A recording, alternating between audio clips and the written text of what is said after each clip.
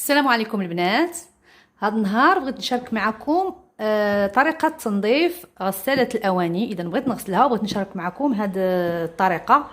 إذا بزاف الناس كانوا شراو لما شراو الغسالة الأواني كانوا كيقتصروا في التنظيف على هاد الشبكة الفوقانية والشبكة الفوقانية والداخل ديال الغسالة الأواني، يعني هما في نظرهم بأنهم راهم نظفوها مزيان.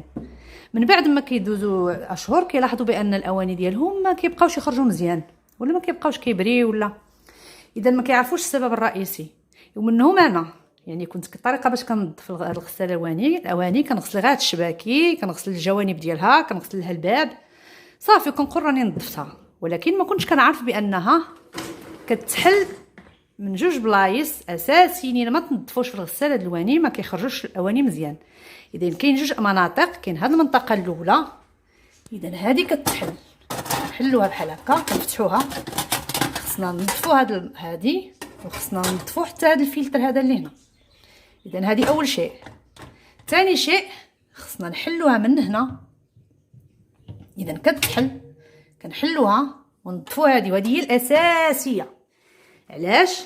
لان هذه الفرفره هذه كتحتوي على ثقوب.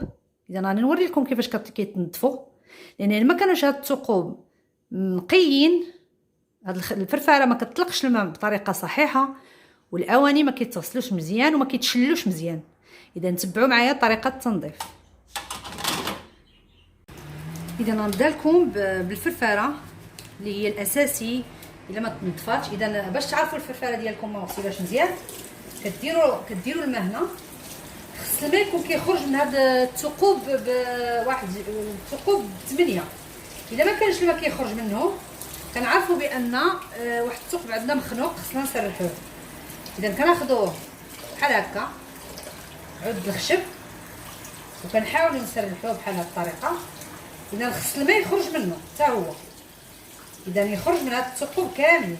الا ما خرجش الماء من هاد الثقوب اذا هاد الفرفره ما غاديش دير الدور ديالها، ما غاديش تغسل الواني مزيان. اذا ها هي بدا كيخرج الماء. اذا خصو يخرج منهم 3 إلى 8. اذا ها هي عندي مخنوقه هذه غادي نحاول نسرحها. ها هي تسرحات.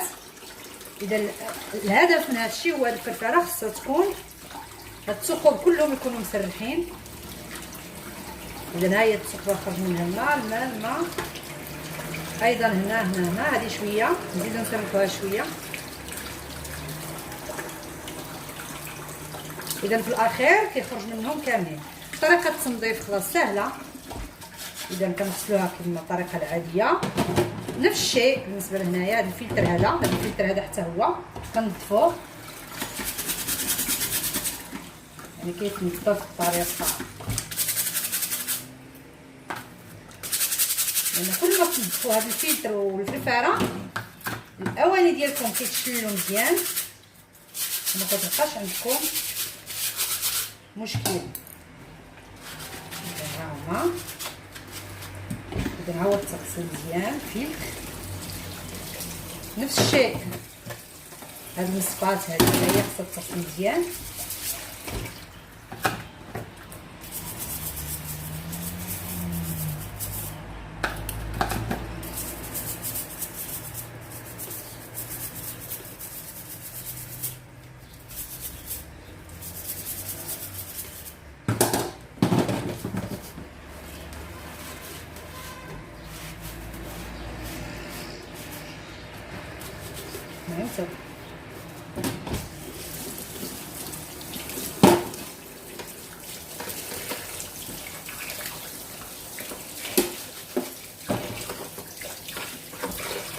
اذا هذه هي طريقه التنظيف.